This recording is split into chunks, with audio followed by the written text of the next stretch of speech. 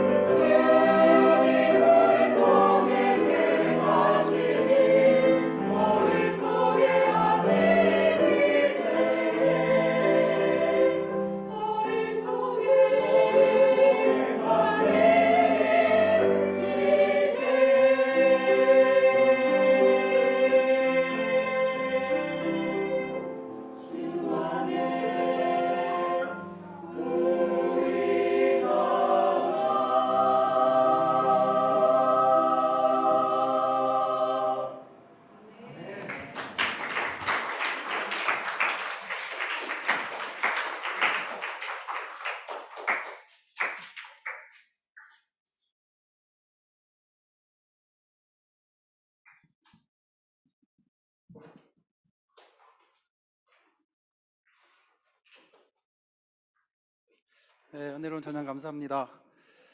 이제 주일학교 학생들은 이동해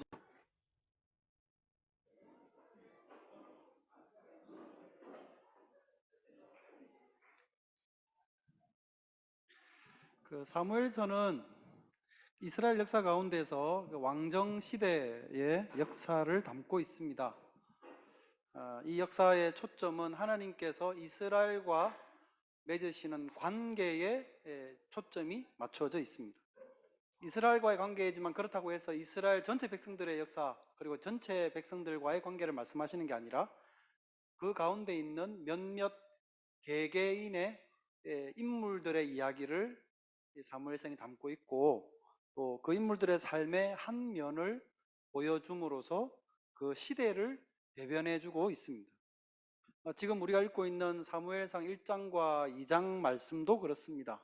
몇몇 등장하는 인물들의 모습을 통해서 그 시대를 보여주고 또 그 시대를 향한 하나님의 뜻의 흐름도 이 말씀을 통해서 우리가 읽을 수 있게 해줍니다. 지난주에도 나눴듯이 이 사무엘상 1장과 2장에는 몇몇 인물들이 등장을 합니다. 1장에는 엘가나의 가정에 속한 사람들이 몇몇 등장을 하고요. 2장에 보면 이 엘리 제사장의 가정에 속한 아들들이 주로 등장을 합니다. 우리는 이 말씀을 통해서 그들이 어떤 사람들이고 또 어떤 삶을 살아가게 되었는가가 앞으로 이 민족 신앙 공동체인 이스라엘 백성들에게 어떤 영향을 미치게 되는지를 말씀을 통해 보게 될 것입니다. 또한 이 사람들의 삶의 모습을 통해서 하나님께서 그들을 대하시는 방식에도 변화가 생겨나게 된다는 것을 또한 보시게 될 것입니다. 특별히 오늘은 이 사무엘상 1장과 2장에 등장하는 이 두 가정과 그리고 그 자녀들에 대해서 함께 생각을 해보려고 그럽니다. 마침 5월 첫 주고 5월은 또 가정의 달이기 때문에 자연스럽게 우리들의 가정과 연결을 시켜서 생각을 해보는 것도 의미가 있을 것이라 생각합니다. 먼저 이 엘리 제사장의 가정을 생각을 해보겠습니다. 13절에 보면 그 제사장들이 백성에게 행하는 관습은 이러하니로 시작을 합니다. 여기 나와 있는 제사장들이란 당연히 엘리의 아들들인 홈니와 비느하스라고 하는 두 아들을 가리키는데요. 이들에 이어지는 그 말씀에 보면 그들이 행했던 이 죄악상에 대해서 본문이 기록을 해줍니다. 레위기 말씀에 보면 백성들이 하나님께 제사를 드린 이후에 그들의 재물의 일부는 이 제사장이 취해서 먹도록 한 규례가 있습니다. 이 제사장들은 농사를 짓지 않고 가축을 기르지 않기 때문에 그리고 오로지 제사 업무만 담당하도록 역할이 부여되어 있기 때문에 하나님께서 그들에게 주신 하나의 특혜와 같은 것이었습니다. 그래서 백성들이 드린 제물들 가운데 일부를 제사장들이 취하는 것은 당연히 가질 수 있는 권리이고 자연스러운 것이었습니다. 그런데 이 제사장 홈니와 비느하스는 백성들이 제사를 드린 이 고기를 이제 삶을 때 이 사환을 시켜가지고 이 삼지로 되어 있는 이 갈고리를 그 솥에다가 집어 넣어가지고 아무거나 거기에 걸려 올라오는 것들을 자기들의 것으로 자기들의 몫으로 취했다는 거죠. 당연히 이런 행위는 하나님이 정하신 레위기 말씀에 명하신 방법이 아닙니다. 또 하나가 더 있습니다. 백성들이 희생 제사를 드릴 때는 드리는 이 고기의 비계 부분, 기름 부분을 불에 번제단에서 태워서 먼저 하나님께 드리고 나머지 고기의 부분은 삶아서 그것에 대한 일부 정해진 몫에 따라서 제주와 제사를 드리는 사람과 제사장이 나누어서 그렇게 취하도록 되어 있습니다. 그런데 이럴 때에도 이 제사장들 홈니와 비나스가 자기의 사환들을 시켜가지고 그 제사를 드리는 사람들에게 가가지고 제사장은 삶은 고기보다 구운 고기를 더 좋아합니다. 그러니까 이 삶지 말고 생고기를 내한테 주면 이런 좋은 날 바베큐를 해 먹을 거야. 그러면서 고기를 생고기로 달라는 겁니다. 그러니까 제사를 드리는 사람이 그거 안 돼. 하나님이 정하신 법이 아니니까 그러면 안 된다고 그러면 안 주면 뺏어버릴 거야 라고 협박을 한다는 거죠. 이 제사장이었던 홈리와 비느하스가 이런 식으로 백성들이 하나님께 드리는 제물을 갈취하고 있었습니다. 12절 말씀에 보면 이 두 아들 홈리와 비느하스는 여호와를 알지 못했다라고 기록을 합니다. 홈리와 비느하스라고 하는 이 두 제사장의 행동을 보면서 정말로 탐욕스럽고 파렴치하다는 생각을 우리가 당연히 말씀을 읽으면서 하게 될 수밖에 없는데요. 저는 어떤 면에서 이런 사람들이야말로 참 불쌍한 인생이라는 생각이 들어갑니다. 하나님을 모르는데 하나님을 위한 종교적인 의식을 앞에서 주도하고 있습니다. 그 사람들은 그렇게 제사를 의식을 할 때 그 사람들 머릿속에는 무슨 생각이 들까? 그 사람들에게서 인생의 의미는 뭘까? 하는 그런 생각이 들어갑니다. 이 말씀의 내용과 조금 결은 다르기는 하지만 이 말씀을 보면서 저는 고린도전서 말씀이 생각이 났습니다. 바울 사도는 고린도 성도들에게 예수 그리스도의 부활을 전하면서 이렇게 말씀을 했죠. 예수 그리스도께서 살아나신 일이 없으면 우리의 믿음도 헛되고 그분 안에서 우리가 바라는 것이 이 세상의 것뿐이라고 한다면 세상의 모든 사람들 가운데 우리가 제일 불쌍한 사람들일 것이다 라고 이야기를 했습니다. 그만큼 예수 그리스도의 부활이 확실하기 때문에 그 고린도 성도들로 하여금 예수 그리스도의 부활을 끝까지 붙들고 믿으라는 권면을 하기 위해서 한 말씀이었던 것이죠. 그런데 만약에 우리가 그토록 인생을 다해서 추구하고 믿어왔던 것이 나중에 다 전체적으로 부정당하고 헛된 일이라고 판명되게 된다면 그런 인생은 얼마나 허무하고 또 불쌍한 인생일까를 우리는 생각을 해보게 되어집니다. 그런 차원에서 저는 이 홈리와 이 비느하스라고 하는 이 두 제사장의 인생이 참으로 불쌍한 인생이 아닐까라는 생각이 들어가는 겁니다. 이들의 전체 인생은 이 제사 또는 종교라고 하는 이 맥락 속에 늘 들어 있었습니다. 제사장의 가문에서 태어났기 때문에 아버지를 이어서 자연스럽게 제사 업무를 담당하는 사람들이 되었습니다. 그들이 해야 됐던 종교적인 임무가 있었고 또 그것이 그 사람들의 밥벌이였습니다. 물론 그것 자체가 나쁘다고 할 수는 없습니다. 왜냐하면 하나님께서 그런 권리를 그들에게 그런 임무를 부여하면서 그렇게 먹고 살도록 그렇게 권리를 부여하셨기 때문입니다. 다만 이 사람들이 가진 문제는 뭔가 그러면 그들이 하는 많은 숱한 종교적인 행위들 가운데 정작 그들이 마음으로 하나님을 섬기는 그 진정한 섬김이 전혀 없었다는 데 있습니다. 왜냐하면 당연히 그들 마음에 하나님이 없으니까요. 하나님을 모르는데 하나님을 위한 의식을 주도하는 사람. 그건 제사장에게 해당되는 문제만은 당연히 아니겠죠. 하나님이 없는데 예배를 드리는 사람. 하나님이 없는데 찬양을 하는 사람. 물론 알아가는 과정은 있겠죠. 아직은 모르는데 그 하나님을 알아가는 과정 속에 있는 분들은 얼마든지 있습니다. 그럼에도 불구하고 하나님께 제사를 드리는데 전혀 그 마음에 하나님이 없는 그런 인생. 얼마나 불행하고 불쌍한 인생일까 하는 생각이 들어갑니다.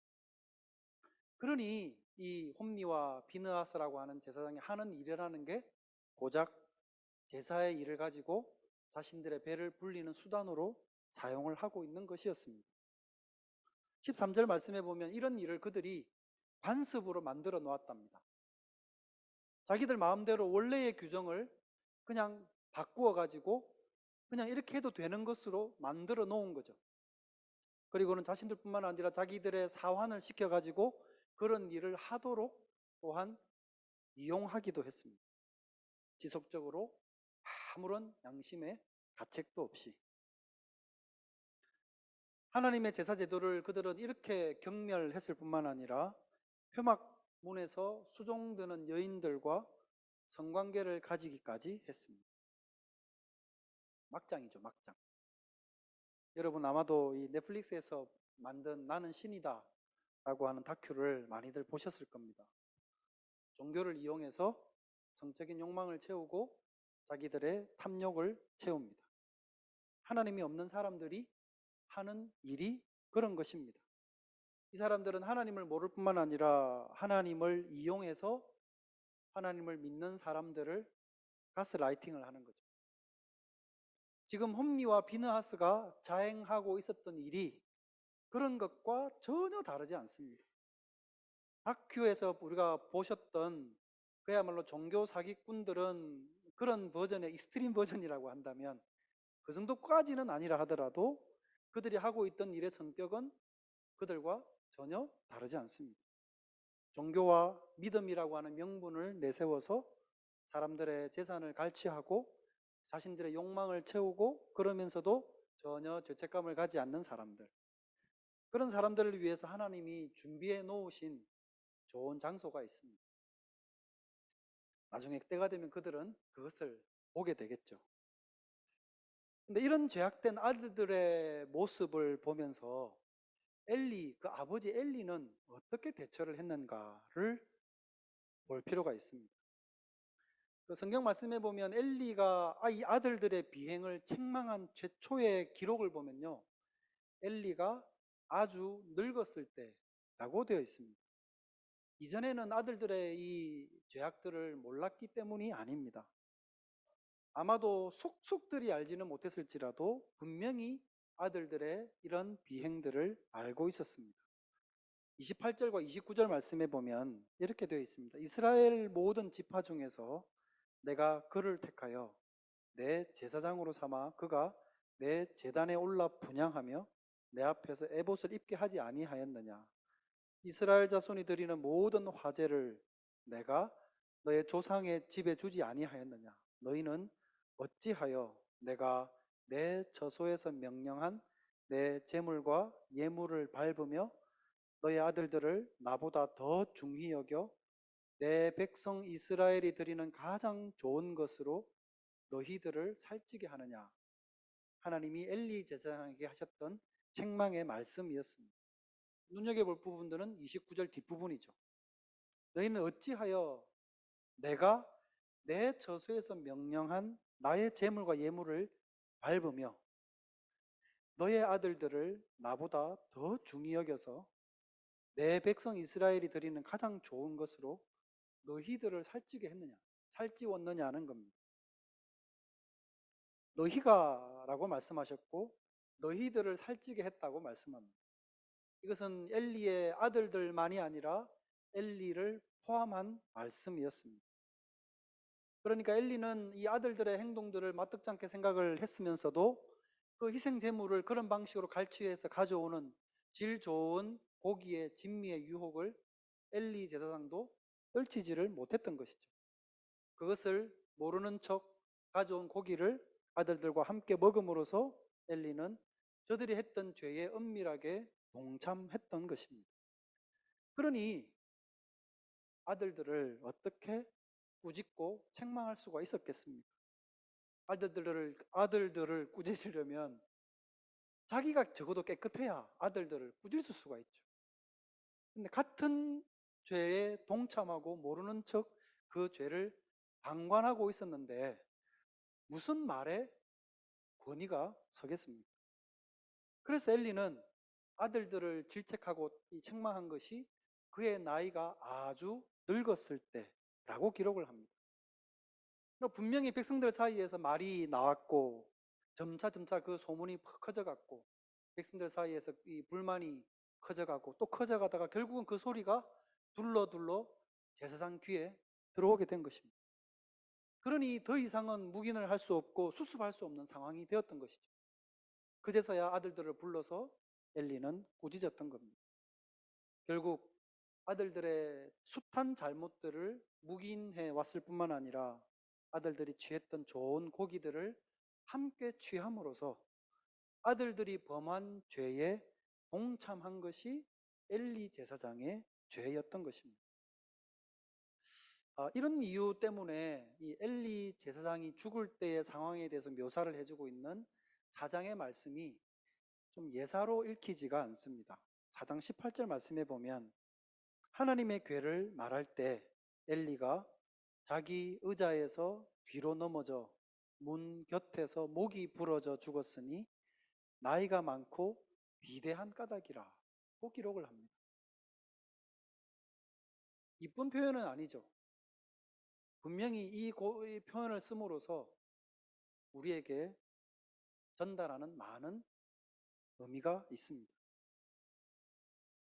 이런 엘리 가족과 대조적인 모습을 보여주고 있는 가정이 지금까지 지난 두어 주 나눴던 것처럼 엘가나와 한나의 가정의 이야기입니다. 이 가정에 대해서는 앞에서 이미 조금 나눴기 때문에 길게 다시 반복하지는 않겠습니다.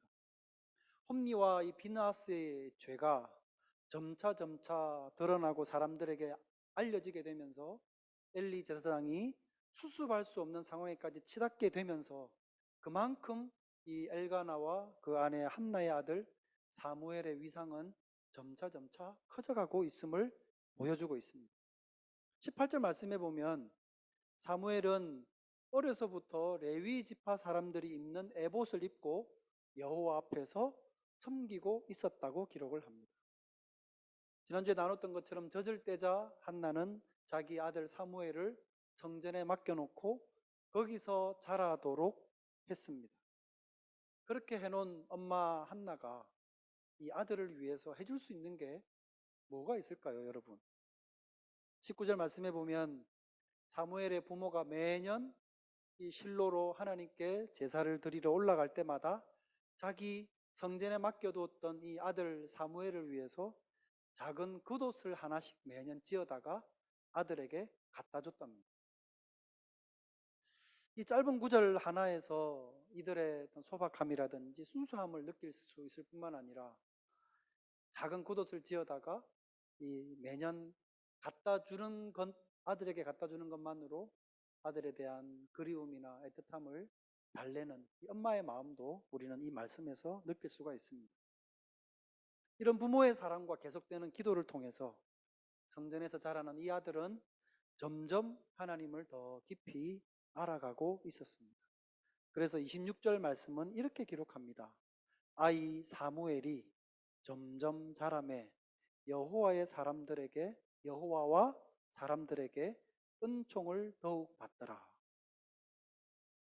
홈리 비느하스의 그야말로 탐욕스러운 물질주의와 갈수록 대담해진 이 범죄 행각과 극명하게 대비되는 모습이라고 생각이 되어집니다.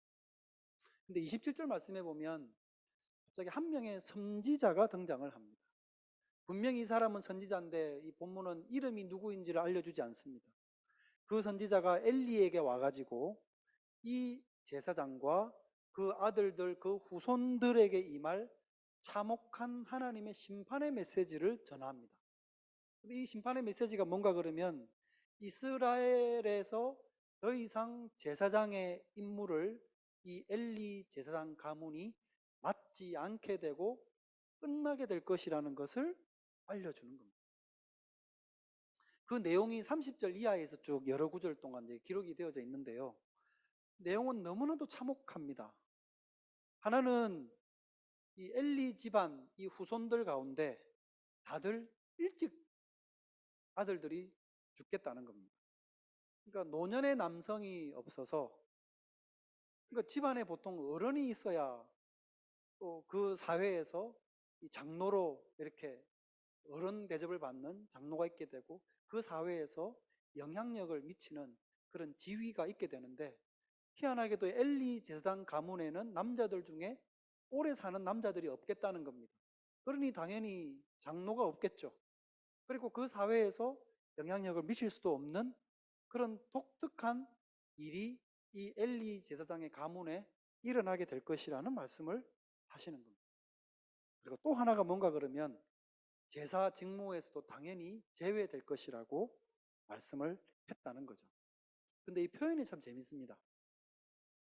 이 집안 사람들이 계속해서 하나님께 제사 드리는 제사 직무의 임무에서 배제되니까 이 엘리의 후손들 가운데 누군가가 아니 우리도 레위 사람인데 우리에게도 제사 직무를 할 수 있는 기회를 좀 주십시오 라고 간청을 하게 되는 일이 일어나게 될 거라는 거죠. 그럼에도 불구하고 계속해서 그 집안은 하나님께 제사를 드리는 이 업무를 담당하는 것에서 배제될 것이라는 말씀을 하시는 겁니다. 실제로 이 이후로 엘리 제사장의 가문은 미래 세대의 종교적인 직무를 담당할 모든 직무들을 정말로 하나님께 박탈당하게 됩니다. 이 말인즉슨 하나님께서 엘리 제사장 가문이 아닌 다른 가문에서 이 제사 업무를 담당할 사람을 일으키겠다는 뜻입니다. 실제로 이 약속으로 인해서 이스라엘에는 새로운 가문인 여러분이 잘 아는 제사장 사독의 가문이 등장을 하게 됩니다. 이에 대한 약속이 담겨 있는 출애굽 말씀을 먼저 좀 읽고 갈 필요가 있을 것 같습니다. 출애굽기 6장 23절 이하 말씀에 보면 이렇게 되어 있습니다. 아론은 줄이 꺼져 있죠. 예. 아론은 암미나답의 딸 나손의 누이 세바를 아내로 맞이하고 그는 나답과 아비후와 엘르아살과 이다말을 낳았으며 그 밑에 줄을 읽겠습니다. 엘르아살은 부디엘의 딸 중에 아내를 맞이하였고 그는 비느하스를 낳았으니 이들은 레위 사람의 조상을 따라 가족의 어른들이라고 기록을 합니다. 그러니까 아론 네 아들들 중에 이름이 나오죠. 나답, 아비후, 그 다음에 엘르아살, 이다말. 근데 앞에 있는 나답과 아비후는 하나님께서 명하신 제사 드릴 때 드리도록 했던 바른 방법대로 그 불을 가지고 하나님께 제사를 드린 게 아니라 다른 불로 하나님께 제사를 드림으로써 하나님의 심판을 받아서 먼저 죽음을 당했습니다. 그리고는 엘르아살과 이다말이 남았죠. 근데 이 엘리 제사장 가문이 바로 이 이다말의 후손입니다.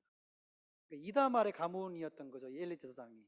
근데 더 이상 이 가문에는 이제 제사 업무를 담당한 사람들이 없겠다는 거죠. 남아있는 것은 엘르아살의 가문입니다. 근데 이 엘르아살의 가문에 대해서 민수기 말씀해 보면 이런 말씀이 있습니다. 25장 6절 이하에 보면 조금 긴데요.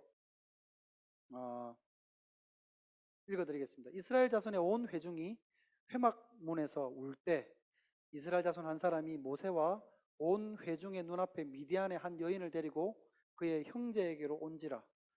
제사장 아론의 손자 엘르아살의 아들 비느하스가 보고 회중 가운데에서 일어나 손에 창을 들고 그 이스라엘 남자를 따라 그의 막사에 들어가 이스라엘 남자와 그 여인의 배를 꿰뚫어서 두 사람을 죽이니 연병이 이스라엘 자손에게서 그쳤더라. 그 연병으로 죽은 자가 2만 4천 명이었더라. 여호와께서 모세에게 말씀하여 이르시되 제사장 아론의 손자 엘르아살의 아들 비느하스가 내 질투심으로 질투하여 이스라엘 자손 중에서 내 노를 돌이켜서 내 질투심으로 그들을 소멸하지 않게 하였도다. 그러므로 말하라.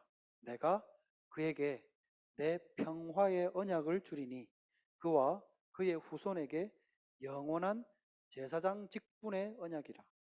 그가 그의 하나님을 위하여 질투하여 이스라엘 자손을 속죄하였음이니라고 말씀합니다. 최근에 이 비느하스에 대해서 이 부분을 한 번 더 설명을 드렸던 적이 있습니다. 백성들이 하나님께 이 모압 땅을 들어가 가지고 그 모압의 여인들과 간음을 하고 또 그들이 섬기는 신에게 막 절을 하고 하는 일이 생기니까 하나님이 진노하셔서 이 이스라엘 백성들에게 엄청난 심판을 예고하셨습니다. 그 말을 들은 백성들이 슬퍼서 하나님 앞에서 울고불고 하니까 근데 그런 상황 가운데서 이 한 사람이 이스라엘 백성 중에 한 사람이 오늘 방금 읽었던 내용이 나오는 거죠. 그 분위기를 파악을 못하고 또 다른 미디안에서 온 여자 하나를 동침하기 위해서 자기 집으로 데리고 들어가는 거죠. 그걸 본 이 비느하스가 눈이 돌은 거죠. 창을 들고 가가지고 그 사람, 두 사람을 죽인 이것을 하나님께서 나의 질투하는 마음으로 질투했다고 하면서 이 비느하스에게 영영하게 제사장의 직분을 너희에게 주마라고 하는 약속을 하나님이 하셨다는 겁니다. 결국 이 영원한 제사장직의 언약을 이 일로 하나님으로부터 받았던 이 비느하스가 바로 조금 전 앞에서 보았던 엘르아살의 아들이었고 이 엘르아살 가문에서 난 사람이 바로 사독이었던 겁니다. 그리고 이것이 어떻게 그 이후에 성취되게 되는가 그러면 열왕기상 2장에 보면 35절에 이렇게 나옵니다. 왕이 이에 여호야다의 아들 브나야를 요압을 대신하여 군사령관으로 삼고 또 제사장 사독으로 아비아달을 대신하게 합니다. 그러니까 아비아달이라고 하는 제사장이 있었는데 그 사람 대신에 사독을 솔로몬이 제사장으로 세움으로써 그 후손이 쭉 제사장 계보를 이어가게 되는 것입니다. 그것이 언제까지 이어지는가 그러면 나중에 이 이스라엘이 이 안티오코스 에피파네스 시대 주전 160, 70년대 시대 때 헬라주의자들에 의해서 그 제사장이 직분이 그야말로 폐위되고 헬라주의자들이 그 자리를 차지하게 될 때까지 오랜 세월 동안 이어지게 됩니다. 오늘 서론에서 제가 여러분께 말씀을 드린 것처럼 역사 가운데 살아가는 하나님의 백성들이 그 시대에서 어떻게 하나님을 섬기는가가 그들의 운명을 결정한다고 말씀을 드렸습니다. 그래서 우리는 우리가 어떤 선택을 하고 살아가면서 어떤 결정을 하는가에 따라서 하나님께서 이끄시는 삶의 모습과 방향도 달라지게 되어집니다. 지난번에 엘가나의 가문도 역시 엘리처럼 레위 사람이었다는 말씀을 여러분께 드렸습니다. 결국 무엇입니까? 엘리도 레위 사람이고 엘가나도 레위 사람입니다. 그러니까 제사장적인 직분을 누가 가지고 있는가가 중요한 게 아니라 자기가 있는 자리에서 정말 하나님을 경외하고 있는가가 하나님이 보시는 중요한 포인트이신 거죠. 그리고 그것이 사람을 평가하는 기준이라는 것을 우리는 말씀을 통해 배우게 됩니다. 그리고 오히려 제사장적인 직분을 갖고 있었던 사람은 훨씬 더 그렇지 않은 사람에게 엄격하게 하나님께서 당신의 법을 적용하신다는 것도 우리는 보게 되어집니다. 그리고 또 하나 한나라고 하는 이 여인의 모습에서도 우리가 볼 수 있는 게 있습니다. 이스라엘 백성들 가운데 어떻게 보면 결핍이 많았던 사람이죠. 그리고 약해 보이는 이 한 사람을 통해서 하나님께서는 이스라엘의 역사를 새롭게 바꾸어 가시고 사람의 모든 제도를 능가하는 하나님을 향한 믿음으로 말미암는 능력이 그 역사를 이루어 가신다는 것을 우리는 말씀을 통해 볼 수 있게 되어집니다. 사람의 진정한 능력은 그 사회에서 가지고 있는 그 사람의 지위가 아니라 하나님 앞에서 그 사람이 어떻게 서 있는가를 하나님이 보시고 그러한 사람을 통해서 하나님은 역사를 인도해 가신다는 것도 말씀을 통해 우리는 볼 수 있습니다. 엘리는 그 직무 때문에 영적인 고난을 갖기는 했으나 그러나 실제로는 영적인 실패자였습니다. 반면에 사회적으로 무력하고 또 에브라임 시골 출신이었던 여인 이 한나는 하나님과 깊은 교제함을 통해서 그분을 향한 온전한 믿음이야말로 진정한 하나님의 능력을 발현시키는 힘이 된다는 것을 그의 삶을 통해서 몸소 보여주게 되었습니다. 그리고 그 믿음은 그 아들 사무엘에게 고스란히 이어지게 되었습니다. 이 이야기를 통해서 하나님의 역사의 이동이 보여지고 있습니다. 직분이 아닌 믿음으로 말미암아. 오늘 본문 30절 말씀에 보면 이렇게 기록합니다. 나를 존중히 여기는 자를 내가 존중히 여기고 나를 멸시하는 자를 내가 경멸하리라. 하나님께서는 이 인간을 다루시는 이 본질적인 조건을 이 한 구절 하나로 분명하게 말씀하셨습니다. 우리는 하나님의 백성으로서 어떻게 하나님을 섬기고 살아가야 하는가를 말씀을 통해 봅니다. 여러분, 살아계신 하나님을 존중하시고 경외하시기를 바랍니다. 하나님을 아직 잘 모르시는 분은 깊이 알아가기를 힘쓰시기를 바랍니다. 그러나 결코 하나님을 만홀히 여기시지는 않으시기를 바랍니다. 하나님을 존중하고 경외하는 자들에게 하나님의 동행하심이 있음을 약속하신 그 하나님을 믿고 오늘도 그 믿음 가운데 살아가는 우리 모든 성도님들이 되시기를 주님의 이름으로 축원드립니다. 기도하겠습니다. 거룩하신 하나님 아버지 은혜를 감사합니다. 레위인이었고 제사장이었고 많은 영적 권한을 갖고 있었으나 하나님을 경외하지 못한 이 가문이 어떻게 하나님으로부터 멀어지게 되었는가? 또 낮은 자리에서 하나님을 경배하고 예배하며 늘 기도로 하나님과 교제하고자 했던 이 한 엘가나의 가정, 또 한나라고 하는 여인이 어떻게 하나님의 은총 가운데 그 삶이 복될 수 있었는지를 말씀을 통해 읽습니다. 하나님을 믿고 살아가는 우리들이 말씀을 조차 하나님을 경외하며 하나님을 존중하며 살아가는 믿음의 백성이 되게 하여 주시옵소서. 거룩하신 구주 예수님의 이름으로 기도드립니다. 아멘. 찬송가 300장 찬양 드리면서 예물 드리겠습니다.